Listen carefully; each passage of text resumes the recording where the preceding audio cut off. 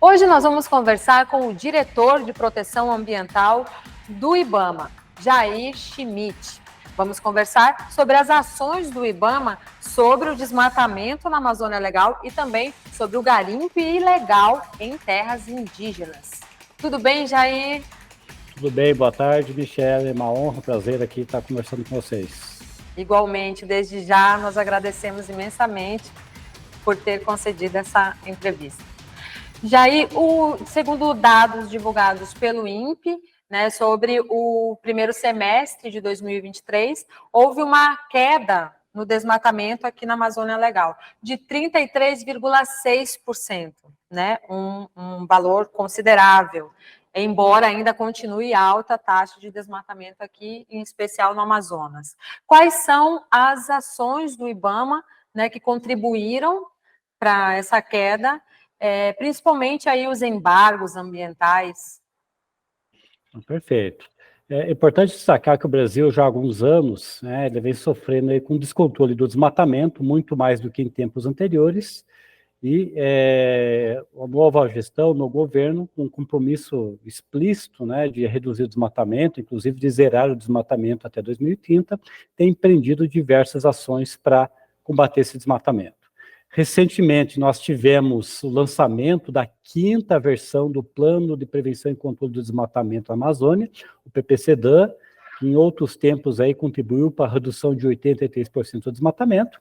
E dentre essas ações, né, nós temos as atividades de fiscalização ambiental como ações iniciais ou de grande impacto sobre o desmatamento. Então, o que nós podemos constatar nesse primeiro semestre de 2023, de janeiro a junho, uma redução aí de quase 34% no desmatamento, quando a gente compara com esse mesmo desmatamento no período de janeiro a junho do ano anterior. Lembrando que são dados de alertas de desmatamento, né, gerados pelo INPE, pelo sistema DETER, e que no segundo semestre, agora, provavelmente em outubro, novembro, nós vamos ter o dado definitivo consolidado da taxa pós-desmatamento. Nossa expectativa, e considerando todo o trabalho do IBAMA e de outros órgãos envolvidos, é que a gente possa aí buscar uma redução, inverter a tendência de crescimento. No entanto, o Brasil continua com a maior taxa de desmatamento do mundo, né, Jair? Ano passado foram 2 milhões de hectares desmatados, né, aqui no país. 1 milhão no bioma amazônico e 1 milhão no Cerrado. Quais as diferenças desses biomas, Jean? Jair, por que aqui no Brasil, no bioma amazônico, a gente parece que tem mais facilidade para esse desmatamento? Bom, a Amazônia, que corresponde a mais de 50% do território nacional, né, é a grande frente de expansão agrícola, pecuária, entre outras atividades, né? A terra barata, a especulação fundiária, a grilagem, entre vários outros elementos de contexto, acabam facilitando, às vezes até estimulando que ocorra esse desmatamento. Importante frisar que a maioria absoluta do desmatamento que ocorre na Amazônia é um desmatamento ilegal, é aquele desmatamento que não tem previsão, não está autorizado conforme as regras do Código Florestal, e essa é uma das razões, inclusive, que nós temos atuado fortemente na fiscalização ambiental. O bioma cerrado, né, ele tem algumas outras particularidades, o próprio Código Florestal, ele prevê uma proteção menor à vegetação nativa nesse bioma, né? Então, no cerrado, de maneira geral, você é obrigado a manter apenas 20% de área de reserva legal e 35% de reserva legal se você estiver dentro do território que a gente chama de Amazônia Legal, né? No entanto, aí, dada outras condições climáticas, de solo, também particularidades de acessibilidade à terra, a infraestrutura logística para escoamento de produção e vários outros fatores, acaba contribuindo para que ocorra elevada taxa de desmatamento também no Cerrado. Diferença do Cerrado para a Amazônia é que no Cerrado tem uma estimativa que metade ou talvez até mais do desmatamento que lá ocorre é um desmatamento autorizado, né, perante aí as regras brasileiras, principalmente o Código Florestal. Isso não quer dizer que necessariamente isso é bom para o país, né, é bom para o meio ambiente, já visto que o desmatamento é uma das principais fontes de emissão de gás de efeito estufa, além de vários outros problemas de desequilíbrio hídrico, biodiversidade, entre outros, que acaba causando. Então, enfim, né, tem toda uma problemática por trás disso tudo. Agora, recentemente, o IBAMA voltou a contar com a colaboração da fiscalização com tecnologias remotas, que antes, agora no governo passado, já tinham alguns anos que não havia, né? Isso ajuda muito, né, Jair? Exato. O que ocorre? Na Amazônia em especial, né, um dos fatores, né, que influenciou essa redução de 34% dos alertas de desmatamento no primeiro semestre se deve a algumas estratégias que a instituição adotou. A primeira delas é um olhar, né, a retomada de um modelo de trabalho que nós já havíamos desenvolvido em 2016, que é fazer essa fiscalização remota. O que é fazer a fiscalização remota? Em vez do fiscal ir lá a campo, constatar a área desmatada, fazer o autodefinição, o termo de embargo, é possível hoje cruzar várias informações, né, em escritório, utilizando imagens de satélite, onde você identifica o desmatamento, você verifica quem que está ocupando aquela área por várias bases de dados aí fundiárias, Desdicar, de propriedade de imóveis, verifica-se se essa área, inclusive, pode ter sido não autorizada para desmatamento, eventualmente isso pode ocorrer, apesar de a grande maioria ser ilegal, né? Verifica-se também se isso já foi autuado pelo IBAMA ou por outro órgão ambiental, e constatado todos esses elementos, o IBAMA faz a multa, faz o termo de embargo, que é essa declaração de impedimento de usar essa área e encaminha pelos correios, ou eventualmente você publica edital aí público, dando publicidade que aquela área está impedida de ser utilizada. O efeito prático de uma área embargada impede, dificulta que o infrator, né, porque ali é objeto de um crime, de uma infração, ele obtenha algum tipo de financiamento público para se beneficiar da área objeto da infração, e também ele cria restrições a ele comercializar esse produto na área embargada. Então, ele não pode vender, isso pode caracterizar uma nova infração, e o que é pior, né? Quem compra produto de área embargada também pode ser punido pelo IBAMA. Então, antes de qualquer empresa ou outro produtor, pessoa for comprar um produto de algum produtor rural, verifica no site do IBAMA se aquele produtor tem alguma área embargada, porque ele também pode ser conivente e responsável por uma infração ambiental. Ou seja, não vale a pena de jeito nenhum, né, Jair? O crime está deixando de compensar, o IBAMA voltou, né, e os criminosos serão punidos por seus atos. Né? Aqueles que trabalham legalmente, que usam de boas práticas, cumprem a legislação, certamente não precisam temer o IBAMA, mas aqueles que desrespeitam a legislação, tá, arcarão com as consequências. O meio ambiente está sendo extremamente agredida, e a instituição tem o seu dever de agir, né, para o interesse comum.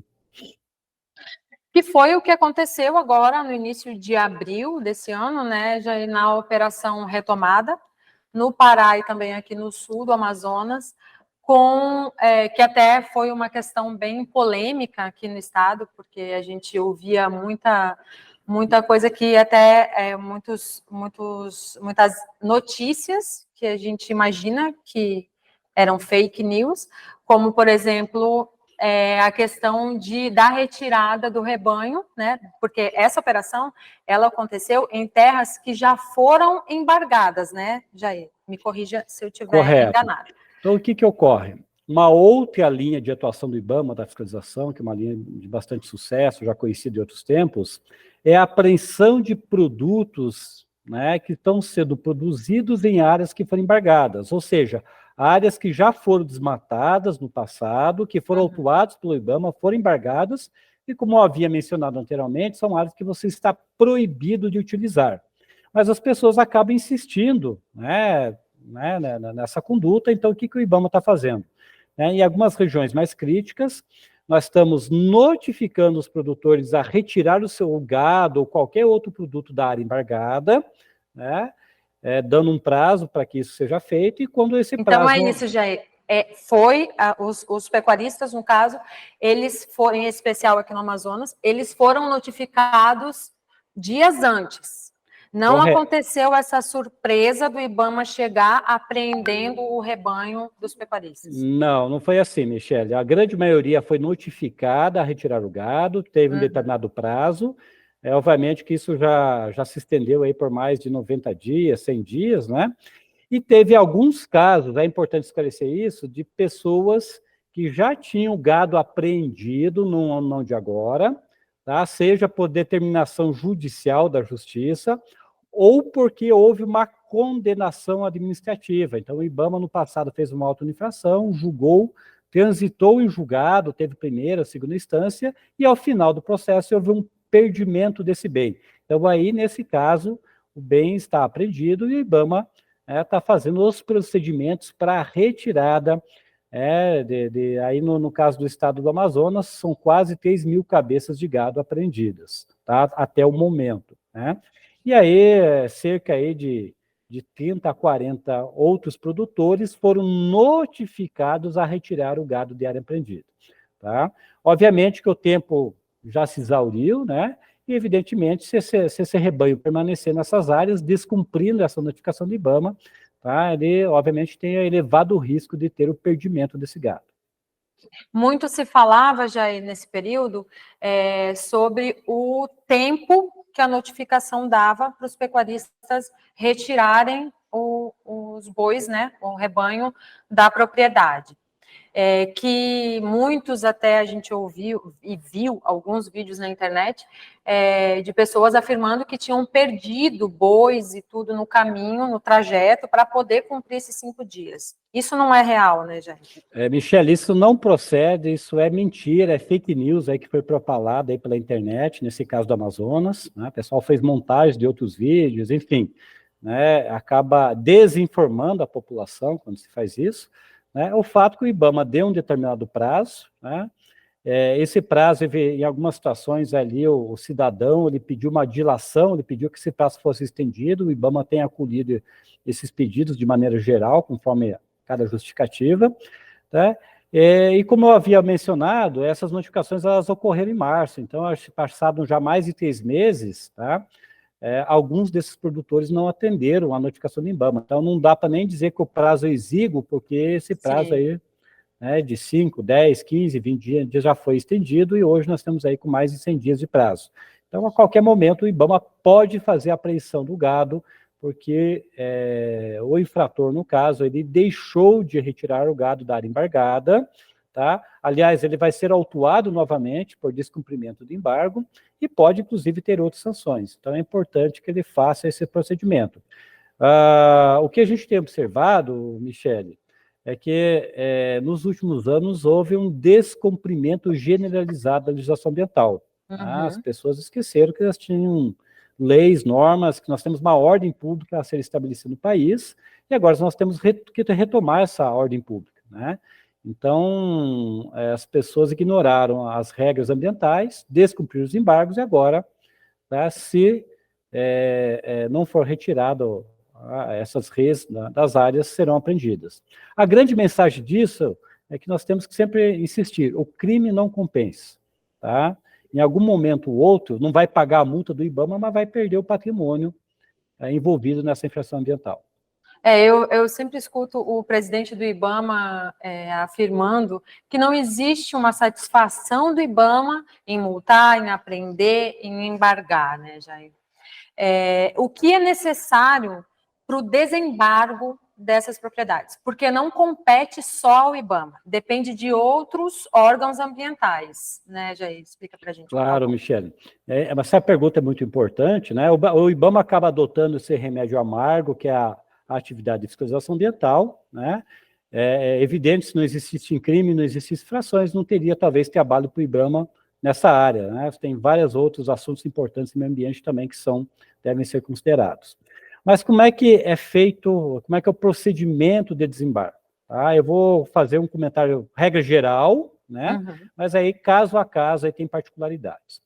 Então, vamos primeiro dividir temporalmente. Nós vamos olhar para as áreas desmatadas antes de 2008, que o Código Florestal tem uma regra, e após 22 de julho de 2008. Então, essa é a divisão temporal. Após 22 de julho de 2008, o cidadão que teve uma área embargada, Se ela for numa parte da fazenda, da propriedade que é autorizável, que não é reserva legal, que não é APP, ou que tem alguma outra restrição legal, o que ela tem que fazer? Ela tem que procurar o órgão estadual de meio ambiente, no caso do Amazonas é o IPAAM, né, para poder regularizar, obter uma autorização e, a depender do caso, uma licença ambiental, uma licença de operação para atividade que ele vai instalar lá. Tá? Feito isso, com essa autorização, com essa licença, com os documentos que caracterizam a posse e propriedade do terreno, ele procura o IBAMA para pedir o desembargo. Se ele não tiver licença, autorização, tá, ele não vai conseguir desembargar. Então, a regularização ambiental passa por esses elementos. Tá? Muitas dessas áreas embargadas, inclusive, são invasões em terras públicas. Tá? Então, obviamente, invasões num órgão estadual não vai conseguir emitir licença, porque é uma invasão de terra pública. Bom, agora eu vou falar anterior a 2008, a 22 de julho. Tá? Nesses casos, quando você está numa parte do terreno que é passível de autorização e não obteve, tá? Em alguns casos, aquilo, a depender da área, tal, é considerado como área consolidada.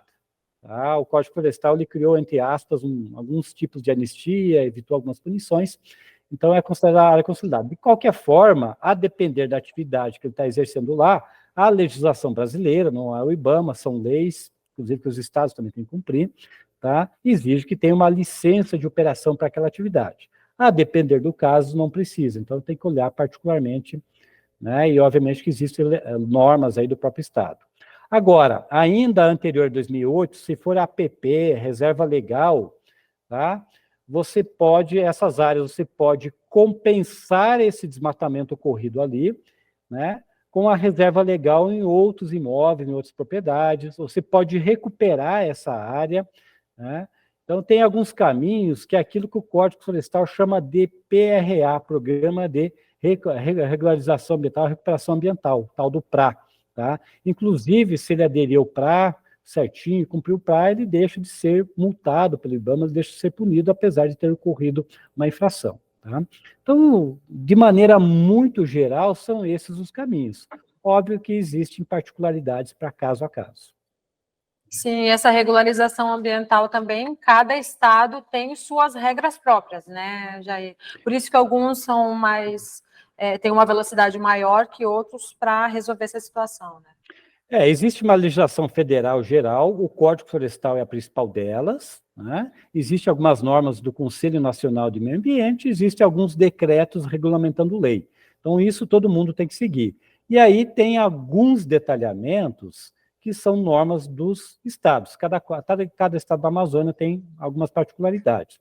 Mas eu diria que a grande questão, a agilidade, a rapidez com que se faz, isso tem a ver muito com a capacidade instalada, com a estrutura do órgão ambiental, de conseguir operacionalizar, né, implementar essas normas.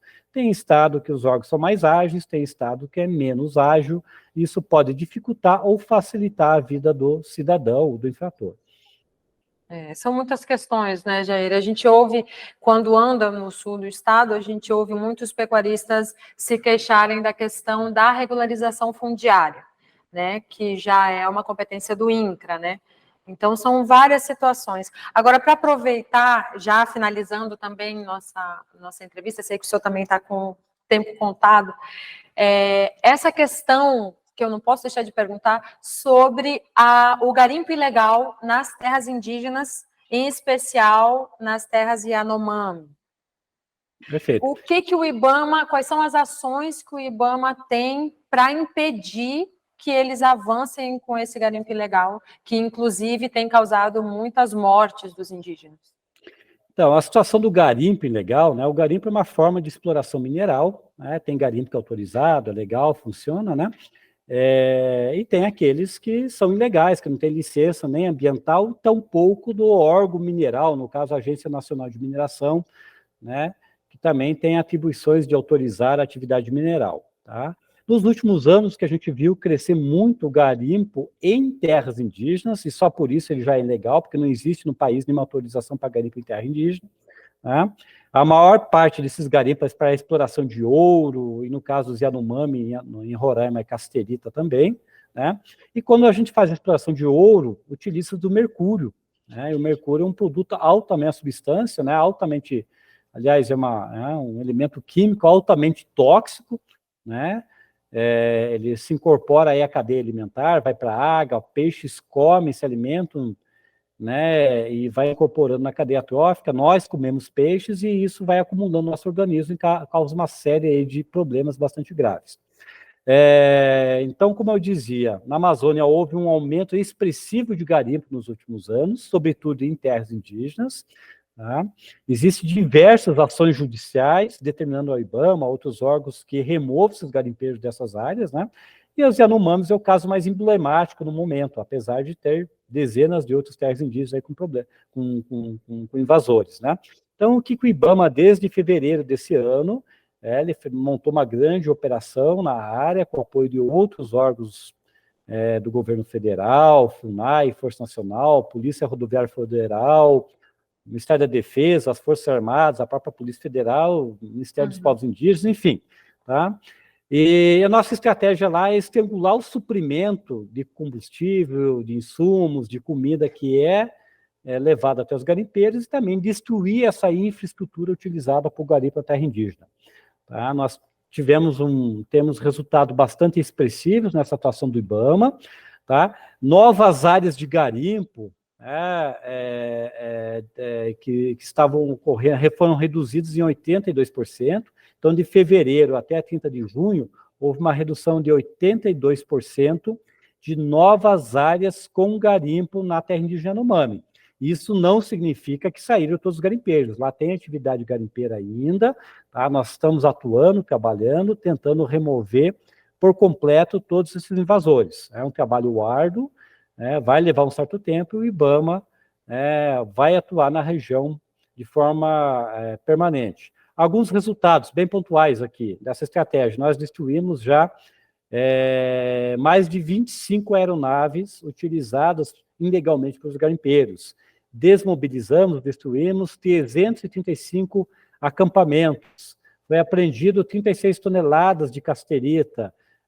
Foram apreendidos mais de 30 embarcações, e aí diversos de outros produtos, infraestrutura logística, 28 mil litros de combustível utilizados pelos garimpeiros, né? Esperamos aí que em breve tempo aí a gente possa, de fato, ter a remoção total desses garimpeiros para uma outra fase do trabalho, que é a recuperação desse território, a recuperação ambiental de tudo que foi degradado naquela região. Para essas ações, também vocês pensam em usar a contribuição da inteligência artificial, Jair? Então, todas as nossas ações, né, elas são boa parte desse trabalho no terra indígena Yanomami, como outras em terras indígenas, ele é conduzido por um grupo especializado de fiscalização. Então, todo o planejamento operacional é feito com imagens de satélite de alta resolução, que a gente vê detalhes aí de toda a área ali que vai ser objeto de fiscalização, da estrutura dos garimpeiros, os fluxos. Então, tem todo um trabalho preparatório de planejamento que a gente utiliza das melhores informações de tecnologias, com drones, aeronaves, né, para executar esse trabalho. Já extrapolamos bastante o nosso tempo. Muito obrigada pela entrevista, foi muito esclarecedora. Espero lhe receber aqui outras vezes para trazer mais informações positivas, se Deus quiser. Michele, nós que agradecemos a oportunidade de trazer os esclarecimentos, as informações para a audiência do canal e conto conosco aí para outras conversas aí a respeito. Espero que a gente possa falar de resultados bem promissores para o meio ambiente, da proteção do meio ambiente. Muito obrigada. Obrigada também a você que nos acompanhou. Hoje nós conversamos com Jair Schmidt, que é diretor de proteção ambiental do IBAMA. Curta, comente, compartilhe e se inscreva no nosso canal Real Time 1 Play. Até a próxima.